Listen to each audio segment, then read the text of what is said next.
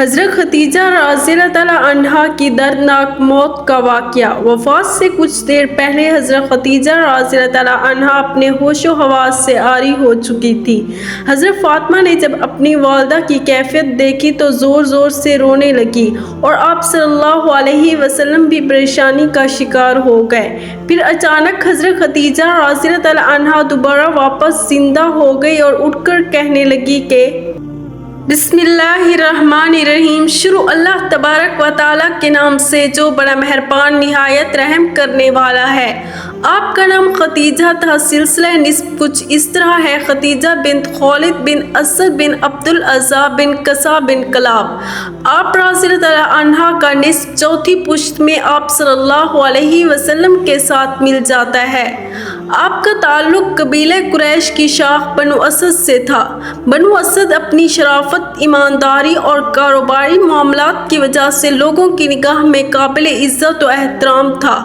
آپ رضی اللہ تعالیٰ عنہا بچپن ہی سے نہایت نیک تھی اور مزاجاً شریف و طبع خاتون تھی۔ مکارم اخلاق کا پیکر جمیل تھی۔ رحم دلی، غریب پروری اور ثقافت آپ کی امتیازی خصوصیات تھی۔ یہاں تک کہ زمانہ جاہلیت میں آپ طاہرہ یعنی پاک دامن کے لقب سے مشہور تھی۔ مالدار گھرانے میں پرورش پانے کی وجہ سے دولت و ثروت بھی خوب تھی۔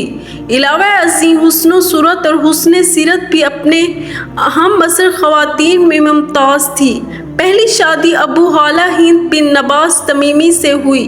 ابو ہالہ کے انتقال کے بعد دوسری شادی عتیق بن عائد مخرومی سے ہوئی۔ کچھ عرصے بعد وہ بھی چل بسے تو دینوی معاملات سے دل برداشتہ ہو کر زیادہ وقت حرم کعبہ میں گزارتی، جس کے باعث آپ کے مزاج مبارک میں تقدس و شرافت مزید بڑھ گئی تھی۔ قریش کے نامور صاحب سرود سرداروں نے آپ رضی اللہ تعالیٰ عنہا کو پیغام نکاح بھجوایا، لیکن سیدہ خدیجہ رضی اللہ تعالیٰ عنہا نے سب کو یکسر انکار کر دیا۔ آپ کے والد محترم خولد بن اسد اعلیٰ درجے کے تاجر تھے۔ جب بڑھاپے کی دہلیز تک پہنچے تو انہوں نے اپنا سارا کاروبار اپنی بیٹی حضرت خدیجہ کے سپرد کر دیا۔ 30 سال کی عمر میں آپ رضی اللہ تعالیٰ عنہا تجارت سے وابستہ ہوئی، جس کی وجہ سے آپ رضی اللہ تعالیٰ عنہا حجاز مقدس میں سب سے زیادہ مالدار خاتون شمار ہوتی تھی۔ آپ کی تجارت کا سامان عرب سے باہر ملک شام اور یمن میں سال میں 2 مرتبہ جاتا تھا۔ بعض محدثین نے لکھا ہے کہ اکیلا حضرت خدیجہ رضی اللہ تعالیٰ عنہا کا سامان تجارت مکہ کے سارے تجارتی قافلوں کے سامان کے برابر ہوتا تھا۔ خاتون ہونے کی وجہ سے تجارتی معاملات میں سفر کرنا دشوار بلکہ ناممکن تھا، اس لیے کسی کو بطور نیابت سامان تجارت دے کر روانہ کرتی۔ آپ کے تجارتی نمائندوں کی 2 ہی صورتیں تھیں: یا وہ ملازم ہوتے، ان کی اجرت یا تنخواہ مقرر ہوتی جو انہیں دی جاتی، نفع و نقصان سے انہیں کوئی سروکار نہ تھا، یا نفع میں ان کا کوئی حصہ نصف، تہائی یا چوتھائی وغیرہ مقرر کر دیا جاتا تھا۔ اگر نفع ہوتا تو وہ اپنا حصہ لے لیتے، جبکہ نقصان کی صورت میں ساری ذمہ داری حضرت سیدہ خدیجہ رضی اللہ عنہا پر ہوتی۔ تقریباً 10 سال تک معاملات یوں ہی چلتے رہے، یہاں تک کہ آپ رضی اللہ عنہا کے کانوں تک نبی کریم صلی اللہ علیہ وسلم کی امانت و صداقت کا چرچا پہنچا۔ آپ رضی اللہ عنہا نے جناب نبی کریم صلی اللہ علیہ وسلم سے سامان تجارت لے کر ملک شام جانے کی درخواست کی، جسے آپ صلی اللہ علیہ وسلم نے قبول فرما لیا۔ اس دوران آپ رضی اللہ عنہا نے اپنے غلام میسر کو خصوصی ہدایت کی کہ وہ آپ صلی اللہ علیہ وسلم کے کسی معاملے میں دخل اندازی نہ کرے۔ اس تجارتی سفر میں اللہ تعالیٰ نے بے حد برکت دی اور نفع پہلے سے 2 گنا ہوا۔ چونکہ میسر دوران سفر قریب سے آپ صلی اللہ علیہ وسلم کے حسن اخلاق، معصومانہ سیرت کا تجربہ اور معاملہ فہم کا مشاہدہ کر چکا تھا، اس لیے اس نے برملا اس کا اظہار کرتے ہوئے ام المومنین سیدہ خدیجہ رضی اللہ عنہا کو بتلایا کہ آپ صلی اللہ علیہ وسلم نہایت معاملہ فہم، تجربہ کار، خوش اخلاق، دیانت دار، ایماندار، شریف النفس اور مدبر شخص ہیں۔ آپ صلی اللہ علیہ وسلم نے واپس پہنچ کر تجارتی معاملات کا عمدہ حساب پیش کیا، جس سے ام المومنین سیدہ خدیجہ رضی اللہ تعالیٰ عنہا بہت متاثر ہوئی۔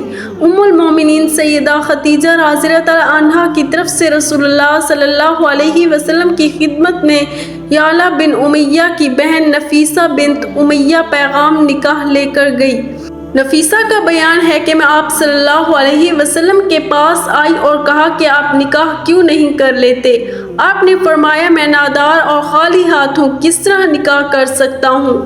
میں نے کہا کہ اگر کوئی ایسی عورت آپ سے نکاح کرنے کی خواہش مند ہو جو ظاہری حسن و جمال، طبی شرافت کے علاوہ دولت مند بھی ہو تو آپ کی ضروریات کی کفالت کرنے پر بھی خوش دلی سے آمادہ ہو تو آپ اس سے نکاح کر لینا پسند کریں گے؟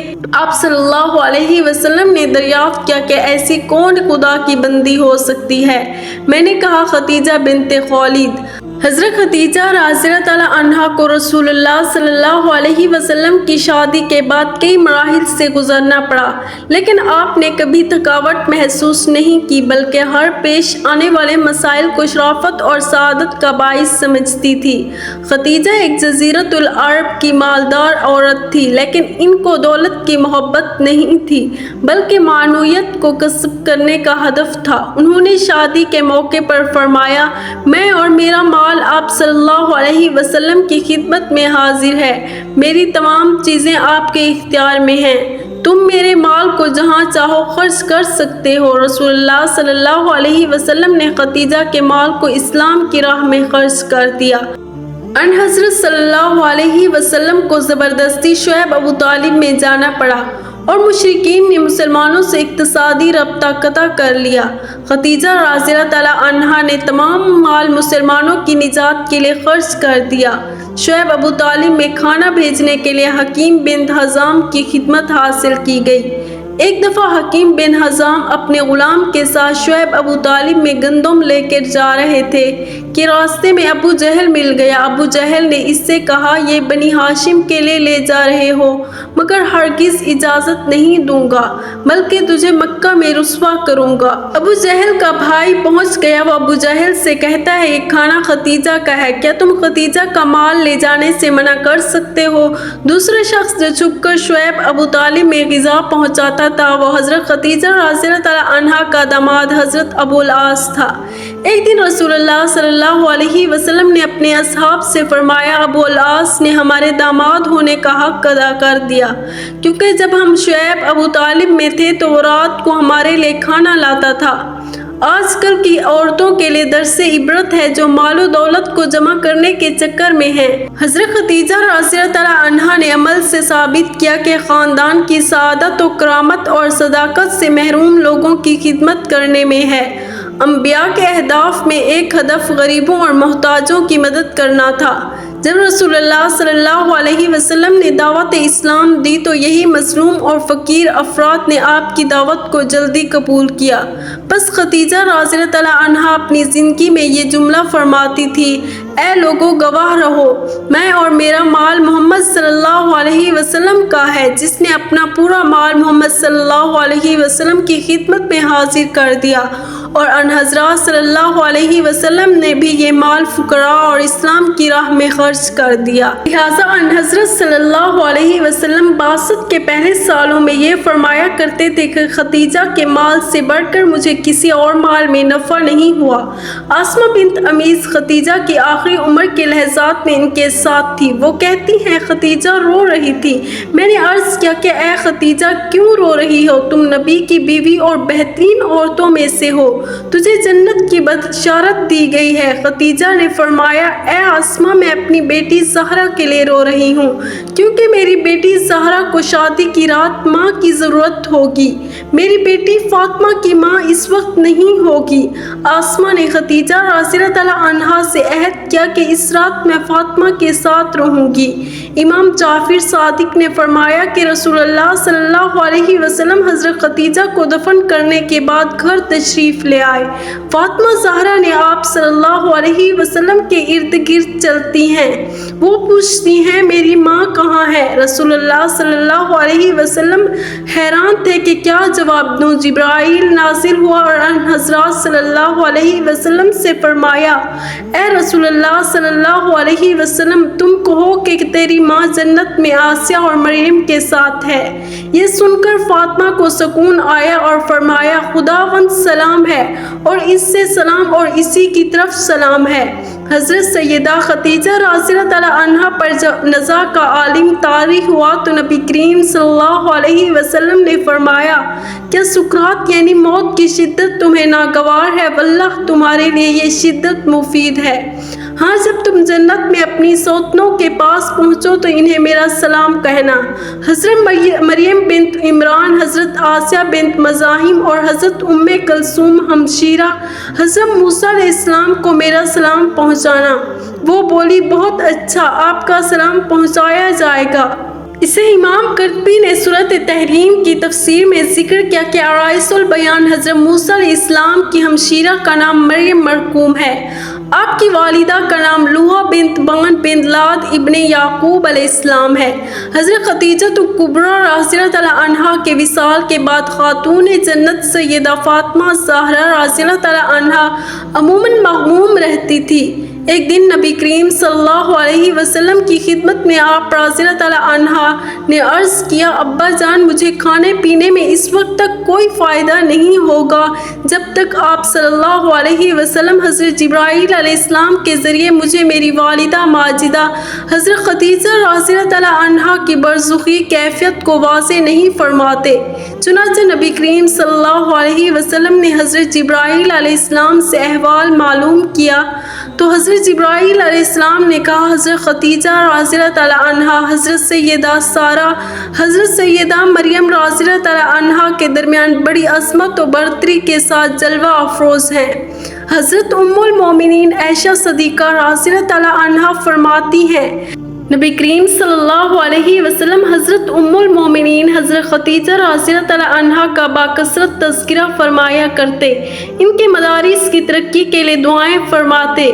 ایک دن حضرت خدیجہ کبریٰ رضی اللہ تعالیٰ عنہا کا ذکر فرما رہے تھے تو میں نے عرض کیا، آپ کو اس ضعیفہ سے بہتر خاتون اللہ نے عطا فرما دی ہے۔ یہ سنتے ہی آپ نے ناپسندیدگی کا اظہار فرمایا، جس کے باعث مجھے بہت ندامت ہوئی۔ میں نے معافی طلب کی اور عرض کیا، آپ صلی اللہ علیہ وسلم اپنی ناراضگی دور فرمائیے، آئندہ کبھی ذکر خیر کے سوا آپ کی خدمت میں کوئی اور بات نہیں کروں گی۔ آپ صلی اللہ علیہ وسلم نے میری معذرت پر اظہار فرماتے ہوئے کہا کہ وہ تو اس وقت ایمان سے سرفراز ہوئی جب کفار مکہ مجھے ایذائیں دے رہے تھے۔ انہوں نے مجھے ان نازک ترین حالات میں پناہ دی جبکہ مشرکین میری جان کے در پہ تھے۔ انہوں نے میرے ایسے زمانے میں تصدیق کی جبکہ اہل مکہ میری تکذیب کر رہے تھے۔ حضرت خدیجہ کبریٰ رضی اللہ تعالیٰ عنہا کے لیے دعائیں فرماتے ہوئے کبھی نہ اکتاتے۔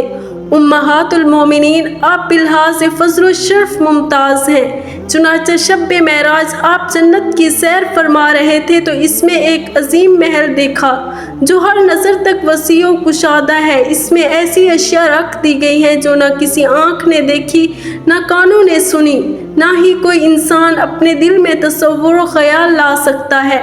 آپ صلی اللہ علیہ وسلم نے دریافت فرمایا، یہ کس کا محل ہے؟ آواز آئی، حضرت خدیجہ کبریٰ رضی اللہ تعالیٰ عنہا کا محل ہے۔ آپ نے فرمایا، میں انہیں ہدیہ پیش کرتا ہوں کہ اللہ تعالیٰ نے مال دنیا کے بدلے جنت میں محل عطا فرمایا۔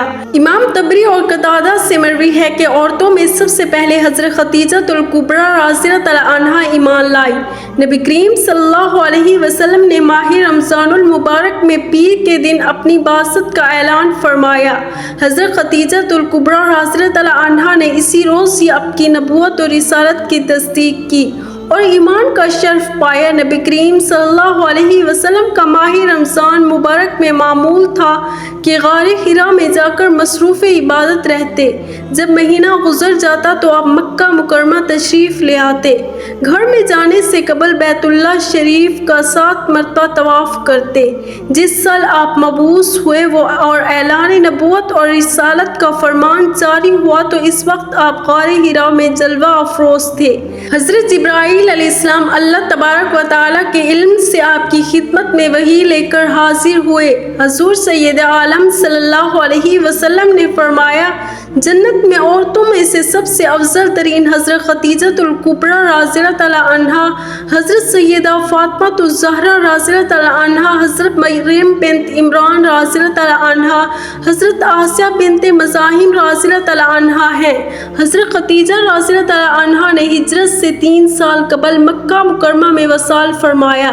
جنت مولا مقام جوہون میں آپ کا مزار مبارک ہے۔ آپ نے 65 سال عمر پائی۔ آپ کی قبر شریف میں حضور اکرم صلی اللہ علیہ وسلم اترے۔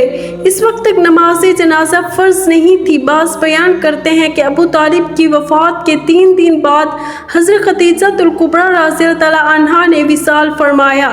ان کے وصال کے بعد قریش آپ کو زیادہ تکالیف پہنچانے لگے۔ تبری کا بیان ہے کہ حضور اکرم صلی اللہ علیہ وسلم کی تمام اولاد سوائے حضرت ابراہیم علیہ السلام کے حضرت خدیجہ الکبریٰ رضی اللہ تعالیٰ عنہا سے ہے۔ مناقب فاطمہ رضی اللہ تعالیٰ عنہا میں ہے کہ حضرت ابراہیم بنت محمد ماریہ قبطیہ سے پیدا ہوئے۔ نبی اکرم صلی اللہ علیہ وسلم سے پہلے حضرت خدیجہ رضی اللہ تعالیٰ عنہا کے 2 نکاح ہوئے تھے۔ پہلا عتیق بنت عائد بن عبداللہ سے اور دوسرا ابو حالہ سے۔ علامہ قرطبی رحمۃ اللہ علیہ نے سورۃ الاحزاب کی تفسیر میں بیان کیا ہے کہ ان کا نام زرارہ تھا۔ ان کے ہاں ایک لڑکا پیدا ہوا اور اس نے اسلام کا شرف پایا۔ چنانچہ وہ کہا کرتے ہیں کہ میں والدین بہن بھائیوں کی نسبت سب سے افضل ہوں۔ میرے باپ رسول اللہ صلی اللہ علیہ وسلم ہیں، میری والدہ خدیجہ الکبریٰ رضی اللہ تعالیٰ عنہا ہیں اور میرے بھائی قاسم اور میری ہمشیرہ فاطمہ الزہرا رضی اللہ تعالیٰ عنہم ہیں۔ بس بصرہ میں ان کا انتقال ہوا۔ جنازے میں لوگوں کا بے پناہ ہجوم تھا، اس لیے وہ رسول اللہ صلی اللہ علیہ وسلم کے ربیب ہیں۔ بعض نے کہا کہ آپ جنگ جمل میں شہادت سے سرفراز ہوئے۔ ایک مرتبہ حضرت خدیجہ رضی اللہ تعالیٰ عنہا نبی کریم صلی اللہ علیہ وسلم سے عرض گزار ہوئی، یا رسول اللہ صلی اللہ علیہ وسلم، جب جبرائیل علیہ السلام آپ کی خدمت میں حاضر ہوں تو مجھے بھی دکھائیے گا۔ چنانچہ جبرائیل علیہ السلام آئے اور حضرت سید عالم صلی اللہ علیہ وسلم نے فرمایا، خدیجہ ادھر آؤ، میری دائیں ران کے قریب بیٹھ کر دیکھ لیجئے۔ چنانچہ آپ نے ایسا ہی کیا۔ آپ نے دریافت کیا، کیا تم جبرائیل کو دیکھ رہی ہو؟ عرض کیا ہاں۔ پھر آپ نے کہا کہ بائیں طرف دیکھو۔ پھر سامنے کی طرف دیکھا۔ حضرت خدیجہ الکبریٰ رضی اللہ تعالیٰ عنہا نے جبرائیل کو دیکھتے ہی عرض کیا، یا رسول اللہ صلی اللہ علیہ وسلم، یہ واقعی جبرائیل ہیں، شیطان ایسی صورت اختیار نہیں کر سکتا۔ پھر حضرت خدیجہ الکبریٰ رضی اللہ تعالیٰ عنہا نے لباس تبدیل کیا، اپنے چچا زاد بھائی ورقہ بن نوفل کے پاس گئی، ان سے آپ کی تمام کیفیات بیان کی۔ وہ بولے، خدائے قدوس کی قسم جس کی قبضے میں قدرت میں میری جان ہے، باخدا اگر تم ان باتوں میں سچی ہو تو سمجھ لو یہ وہی ناموس اکبر آئے تھے جو حضرت موسیٰ علیہ السلام کے پاس آیا کرتے تھے۔ پھر ورقہ بن نوفل آپ صلی اللہ علیہ وسلم کی خدمت میں حاضر ہوئے، آپ کے سر اقدس کو چوم لیا۔ اللہ پاک ہمیں بہتر عمل کرنے کی توفیق عطا فرمائے۔ میرا سننا اور آپ کا سننا اپنی بارگاہ الہی میں قبول فرمائے، آمین۔